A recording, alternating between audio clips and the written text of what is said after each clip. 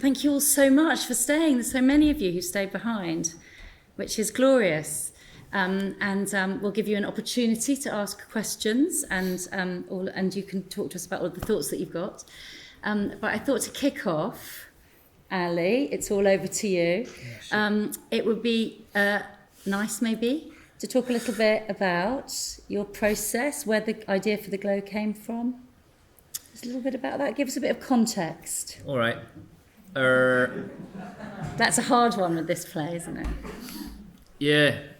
So I started writing this in like 20. Do you know, it's quite nice because I can talk about all of it now, can't I? Because before I used to be only about, I tried not to talk about it so I didn't give stuff away.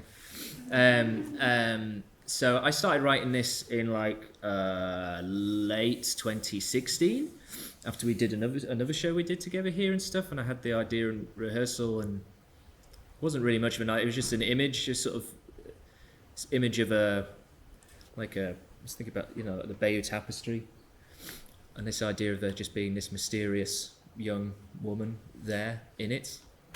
I don't know where that came from, but I just thought, this is kind of interesting, and just sort of sat on that for a while. And I mean, it's very hard for me to talk about this play because I've been writing it for so long, and it took me so long to like get it to work, and so I've sort of forgotten a lot of the stuff, like the initial, like where the, which is terrible. I feel like I have a good memory for things, but with my own writing it's quite bad because the basic process is the same, which is me sat in the dark, quite depressed, like it's not. So I had this idea of this woman, and I was interested in trying to write like a fairy tale or a myth, like a sort of one that, like a new one.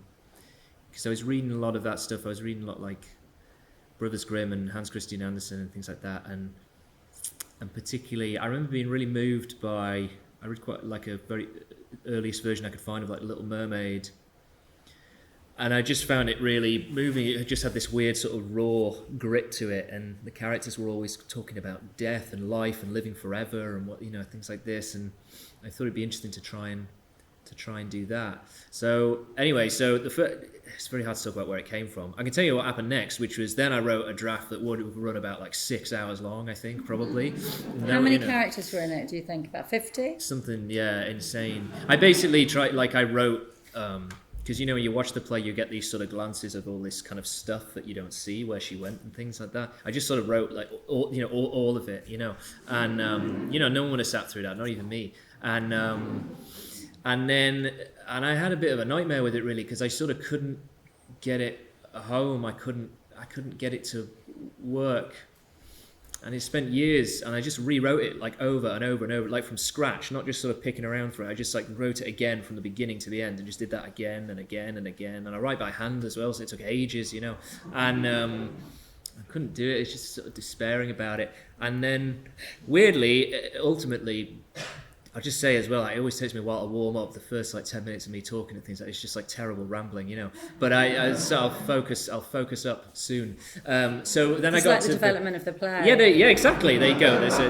So basically then the last draft, like this draft that we're on, weirdly ended up being like very similar to that first gigantic draft, but instead of every moment being like a long scene with many, many characters, whole scenes were just compressed into being like an image or like a, just like a word, like she mentions King Arthur just by saying like Excalibur or something, there's just these tiny little things that just kind of are gone, and that seemed like I'd found the right form for it, because I kind of wanted, hopefully, the audience to have a kind of similar experience of it as the character did, in that it was just these sort of endless kind of shards of glass, or just sort of like busting up against each other and stuff, and that sometimes she's aware of what that is and sometimes she isn't, and so that was the sort of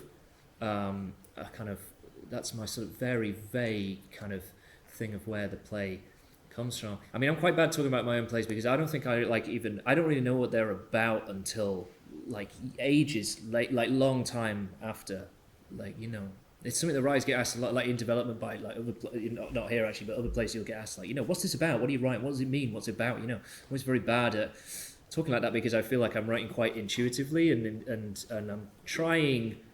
If it's going well, it feels unconscious. It doesn't feel like I'm making stuff up. It feels like I'm discovering things. I'm just sort of following threads, and so it's tricky, and I do wonder if there's something in the play about loneliness, maybe, I think, which would make sense because it was quite a lonely experience writing this one, because it took so long, and I was just sort of sat with this woman for so long, and so there's this really kind of weird yearning in it for other people, and now here you are. So I think that's the best I can do on I think that. that's gorgeous. That's the best I can do. Talk to me a little bit about why you are excited and why you have this thing about, but science fiction and theatre, sci-fi, because it's such an amazing challenge and it doesn't happen enough, I don't think. And I'm just really interested about where you've got that from and why that is something that you... I don't know. I mean, that's always it's getting called like science fiction play. I don't think I've ever written a science fiction play. Even the one set on Pluto, I don't think was science fiction. I don't think it had any interest in space or which is why it was you were the person to do that one, because I remember when we met and talked about that one, we didn't talk about space. We talked about like terms of endearment and stuff like that. We talked about really grounded. It talks about Chekhov and things. And so with this one, there are some sort of slightly fantastical things in it. I kind of think of this one as a fantasy or a fantasia or something like that. Something that's kind of like it is kind of a memory play in a very peculiar way. But I don't know. I mean, yeah, I get asked that a lot, like these kind of weird stage directions. I'm trying to think of ones from this one. I mean, just the fact that, a Roman soldier turns up at one point or whatever, there's a lot of peculiar things on, and I kind of think people are either going to go with it or not. I mean, why I do that? I just think that just comes to why I like theatre and why I want to work. Theatre is a form of, it's about imagination. It's about a bunch of people coming together and imagining something together. And it seems to me exciting to be in a room and imagine something quite... bizarre and outlandish and strange. That seems like a fun place to go. And I've also just never really understood that because, a drawing room in a mansion on a kind of country estate on a stage is just as fake as a base on Pluto or whatever. Like neither of them exist, have never existed, they've just been conjured. And so I don't know, I just think, you just write what your taste is, and my taste, I like to be surprised and I like to be caught off guard, and there's sort of something about this play that it gets so peculiar that I hope that it's sort of not really expected, where it's sort of suddenly the emotional story sort of catches up with it and all the stuff at the end becomes which to me felt like those fairy tales. They just sort of have this kind of big wallop at the end, and you sort of, I mean, I like that. I remember I did a play a long time ago called, it's a slightly silly title, it's called Brilliant Adventures, and it's got a kid in it who's like he's like invented a time machine.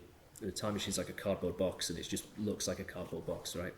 And it was like my sort of an early attempt at a kind of theatre game, because what happens is the audience go, well, that's a cardboard box, and that's not a time machine. And then hopefully at the end of the 2 hours, when someone goes in the time machine and it works, if the show worked on a good night, you would feel the audience sort of feel like, oh God, he's gone back in time, like he's gone in the box, he's gone, and that stuff's like, that's like magic to me, that's a good night out. I think I'm quite fixated on creating like some kind of a sensation, you all like to leave your houses to come here, and it's expensive, it's like, it give you a good time. Ali's going to give you your money back. I can't go that far, but I do feel like I'm slightly obsessed with thinking about how to like cook a room. It's not just about creating like a flat story that everyone just watches, and whether I achieve it or not, I don't know, but like that's possibly why some of the more fantastical stuff. I mean, from a storytelling perspective, the other thing is I'm just trying to get, I mean, I've said this before other places, so I apologize, but trying to get to the emotional truth of something, of how something feels rather than how something just like appears day to day, so how does it feel to lose someone who you love so unconditionally, and your life doesn't really make sense after you've lost them. Well, I would imagine that probably feels like you're stranded somewhere very, very, very far away from home, possibly Pluto, you know? How does it feel to be really low and really alone and feel like you're really the only one of you around? Well, that probably feels like you're standing still and the rest of the world is just moving and you're just watching it just go past for years and years and years and years and years, you know? So I feel like I'm just trying to dramatize like a heartbeat, which maybe sounds like a bit kind of high and mighty, but it always seemed kind of simple to me, you know. I think one of the things for me, because I've been lucky enough to work on 3 of Ali's plays with him, is that exactly as Ali says, the plays kind of start off in the imagination and feel impossible and impossible to stage, that they, you know, but the sort of search for this truth and the search for this moment of true connection with the audience and true kind of feeling about something that we all experience and we all understand is an incredible feat, I think, in the writing, to go from this really broad, difficult, weird place, what's the play going to be about? And by the end, it becomes something very kind of simple and very beautiful and very tangible and very accessible. I think that's I find that an extraordinary skill in your writing. That you can cheers. To that place. Never said That's very nice.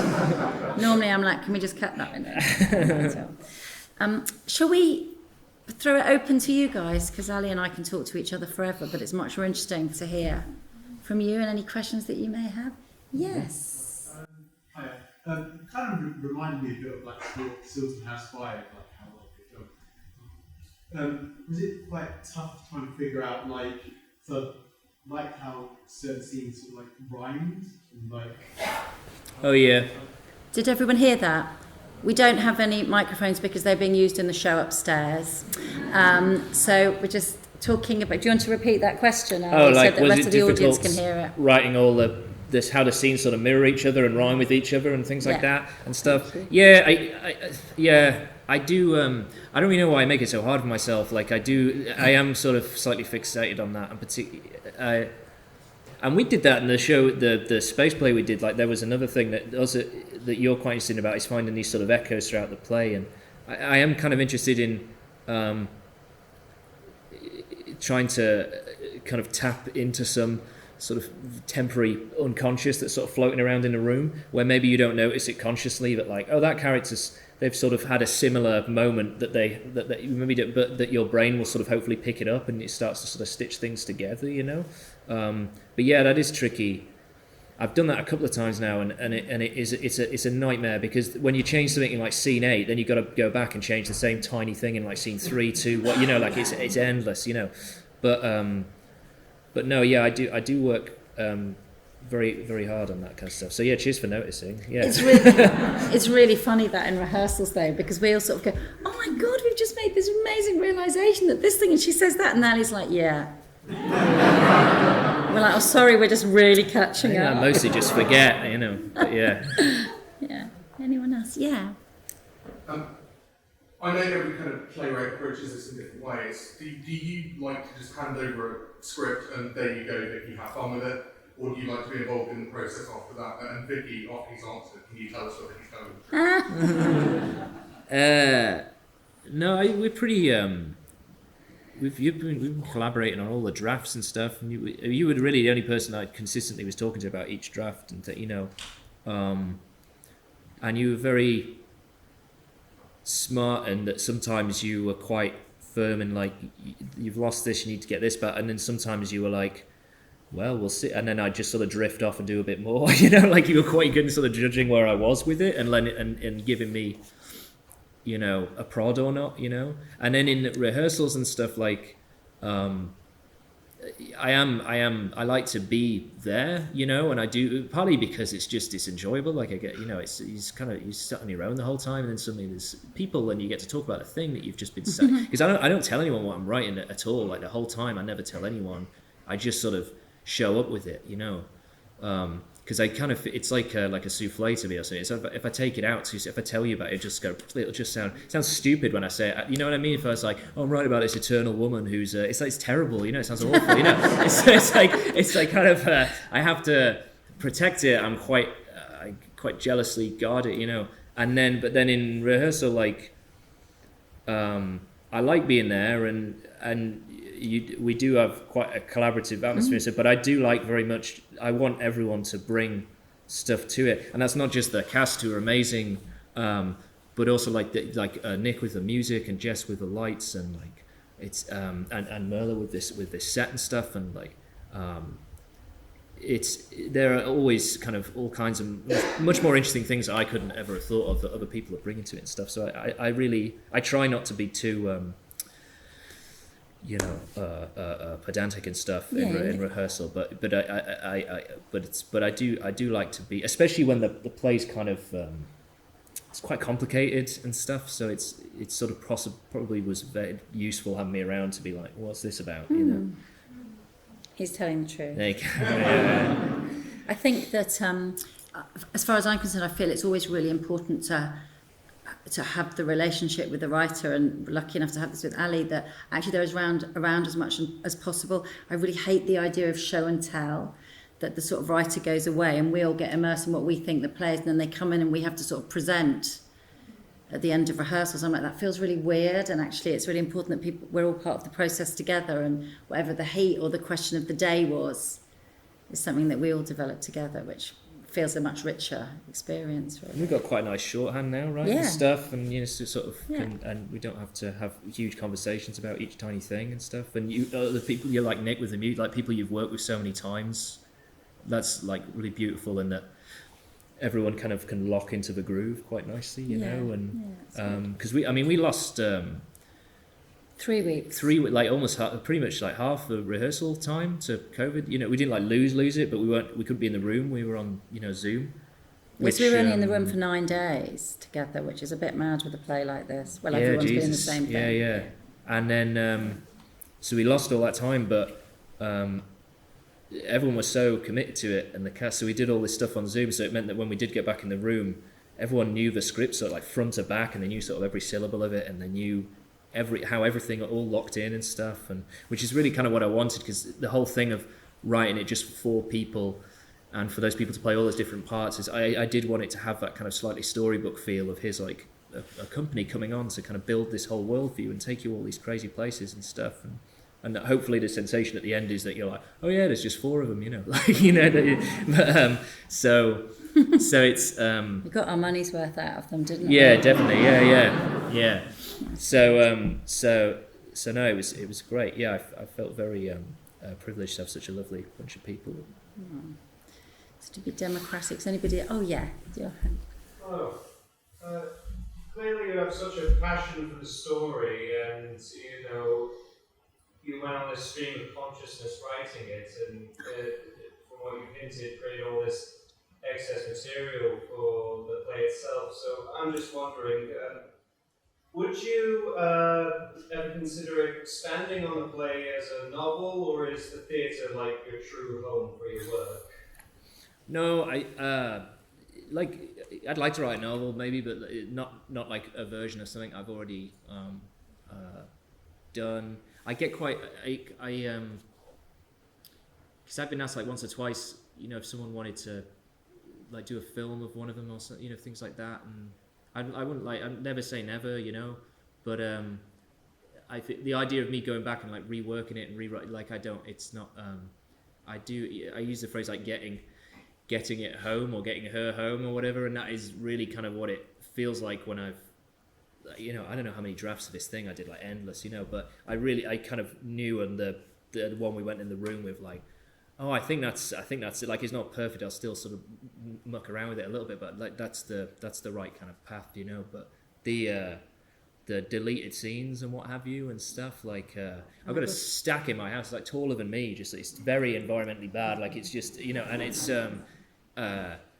God, no, it's no, that's never being let out the vault, We could maybe do that as like a durational piece of overnight theatre, as the kind of director's writer's cut. It would be quite fun. Yeah, I mean, I've got a few, my wife and a few friends who were quite closely spending a lot of time with me when I was writing it, and I think possibly the whole thing felt to them like some kind of durational piece of performance art. Just like, it's still not right, can't do it. I'm putting it in the bin.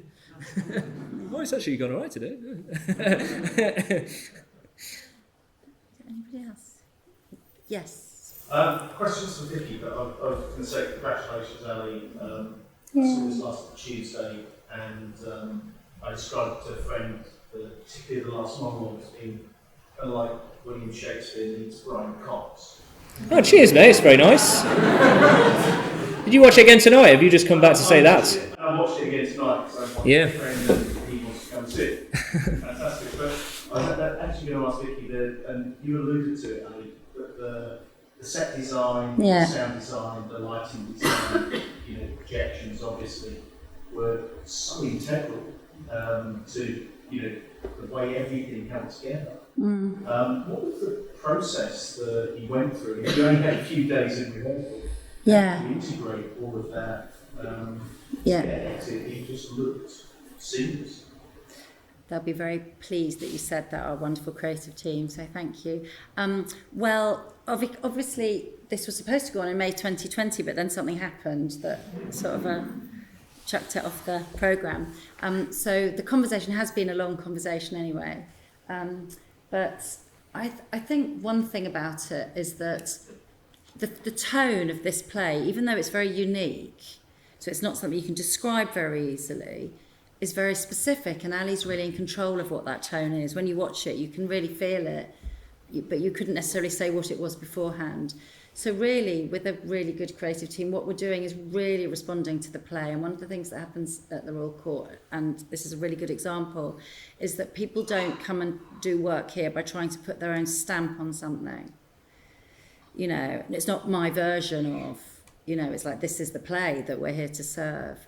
So that puts everyone into their best space, I think, to make really interesting work, which is about trying to find what the truth of the play is, and a play that's as difficult as this to stage and bring together, that's really part of what that is. So the conversation starts from that point. But with this, we did some really intense work that, normally it's really hard to get creative teams to spend that much time on things just because of the way the terrible sort of business of making freelancers making theatre work. It's really hard to spend so much time together in the planning stages, but everybody really committed. So we spent hours and hours together going through the play and working out which department, if you like, was going to try and solve which bits. So there was a constant sort of going backwards and forwards as to how that would be. This is a set, for example, that's really difficult to light because there's no overhead spaces in it, and Merla ideally wanted a full ceiling to start with. Jess was involved really early on by saying if I could have a grill here and if we could have a slit here. So it came about as a really sort of big conversation about how we deliver it. We made a decision really early on. I mean, you've said in the play that we didn't want any sort of furniture or props because all of that is so boring, isn't it? We have that in our houses, so we don't need to come to the theatre and see sort of little versions of our bedrooms on stage or anything. So it's very exciting to have something which can feel epic. So everyone just really embraced that, really, about making theatre, especially again after this time, going, oh my God, we're actually making theatre. We've got projections and smoke and things, and it's going to be exciting. But yeah, you had your hands up. Yes, hi. I just want to ask Ali, when you say about your first vision of the play being this beige thing with the woman in the middle of it, what difficulties did you find in your process and throughout the rehearsal period in communicating your first image of the play and honouring that when you put pen to paper? Oh man, if I'd thought about it like that, I don't know if I would have got out of bed. That's tough, man. Yeah, I don't know. That's a good question.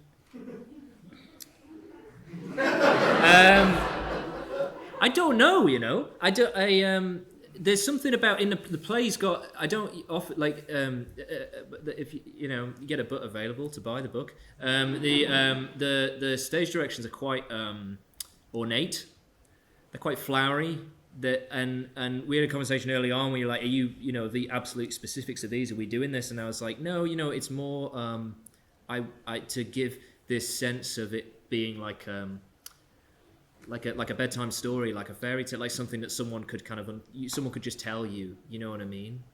And so that was the thing. I mean, there's loads of stuff in a play about stories and people telling stories and who's telling whose story and have you heard this story, etc., etc., etc. So that was the thing that was more important to me rather than this like this specific image, and it was more. I think what helps with that actually is doing the multi-rolling thing. So the multi-rolling came about because I kind of wanted to do that for a while because I hadn't seen it done in ways that it was either done in a way that people were sort of trying to hide that they were playing different characters, someone kind of in like a big beard and like a Groucho Marx kind of glasses or whatever, or it was done in a kind of, and now I'll step off to the side and look, I'll play someone else actually, like it was that kind of thing, and no disrespect to either of those methods, but I was like, oh, that doesn't quite. And then I saw Druid, the Druid Theatre Company. They did Tom Murphy, like a trilogy of Tom Murphy plays, like basically like 3 masterpieces, like back to back. And they just had a company that did all the parts. And one of the plays, so Famine was set during the Great Famine, and Whistle in the Dark is set in the 50s, and Conversations of a Homecoming is set in the 70s. And so when you were watching it, they didn't try and like make everyone up so everyone looked super different in the plays, they had different costumes or whatever, but you had this sense of that you were watching the story of like generations of people. Like it felt like it was telling this like massive story, not just 3 separate plays. You were telling this huge story of like time and how things were impacting on the next generation, stuff like that. So I kind of thought, well, if I surround this woman with just a couple of people, but they're playing like all sorts of people, it'll seem really disorientating and kind of lonely for her because she doesn't get to do that. She's only ever herself. You know what I mean? She doesn't get to be someone else. So I try and find ways within the like form of a play, within the sort of the production or the writing of it or something that mirror the story. So it's not just the story is just telling you how it is, but that actually how the play functions sort of, like another example. So I did this one set in space that we did is quite confusing, but the main character in it is also very confused, doesn't really know what's going on, So that seems like a really simplistic thing, but it kind of works because what that means is that the audience have a kind of ambassador on stage who's experiencing the same thing that they're experiencing. So they're kind of like, well, it doesn't really matter, I don't know what's going on because she doesn't really know what's going on either, so I just kind of follow what she's doing, So with the sense of like telling this story of this woman through time or whatever, I didn't feel concerned that wasn't going to be told because I felt like I'd kind of baked that into the strip. I feel like that wasn't a very good answer to your question. Is that all right? Is it all right? Nice. Okay, good. Yeah. Is that your hand up? Or you? Oh, yeah, very good. This will be our last question, everybody, because I don't want to keep you too late. But please go ahead. Thank you. I laughed a lot more than I was expecting, and I'm not complaining, but I was wondering if you could say something about the role of humour in the play. Okay. Sorry, that sounded very dismissive. That was just me kind of worried about how I'm going to answer that. That's just tough. Yeah, that's a good question. Well, you know what's interesting about that is the draft before the sort of last draft, I'd sucked a lot of that out. Possibly because I was really so frustrated with not being able to make it work, so I felt like I was sort of punishing the characters, but there was a draft before the one we ended up with which was really grim, pretty tough going, and so I found that hard because I was like, but she goes through so much, it's so painful, I didn't feel like I wanted to like be cramming in these jokes or whatever, so it was more trying to let some of the other voices that she'd met along the way breathe a little bit more than I had, if that sort of makes sense. It's quite hard to say, it's quite sort of instinctive. It's like particularly, so for example, there was an earlier draft where like the second half was almost just the night stuff, Hasta, right? It was just that, and it was really heavy going. There was like more of it, and lots more violence and horrible things happening and stuff, and instead just thinking like I was kind of doubling up on those moments, and actually if I removed some of them and actually invited back in people that she'd met in the sort of previous drafts I had, and it wasn't going to dilute things, it was actually hopefully going to make those things stronger still, because you'd have these contrasts, so I was really sad when we thought we might lose Evan. Yeah, he went in one draft, The and then he new way came of the back. story, and I was like, we have to have Evan. Yeah, and but Yeah, it is tough because I don't ever feel like I'm doing it like consciously. I can't like force it. I can't, because I do feel very strongly like I don't think I've seen many successful works of art that haven't had one moment of humor in. I don't think there's like many, if I can, any maybe possibly. I feel like it's got to. So it's tricky, and I feel like it's more just allowing that to happen rather than sort of shoving it in. I can usually tell when I've like shoved in a joke, and it doesn't usually last long. It usually gets cut, you know, because.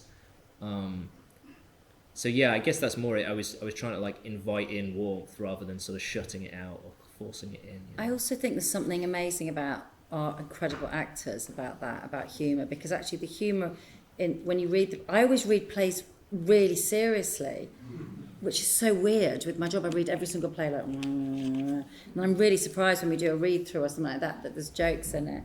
But I think specifically this company, because Ali's writing is so light touch, it's not gags, it's so light touch, the humour in it. And I think it's incredible what they found and the space that they found within it to really generously find that humour for you. And so that to be really, really playful, because there's a completely different version of this play where, you know, they could be playing it really brutally and darkly all the way through. Yeah, and they're not. They're really celebrating the storytelling. So they found a lot of they've really mined the humour that is there, and with their brilliant.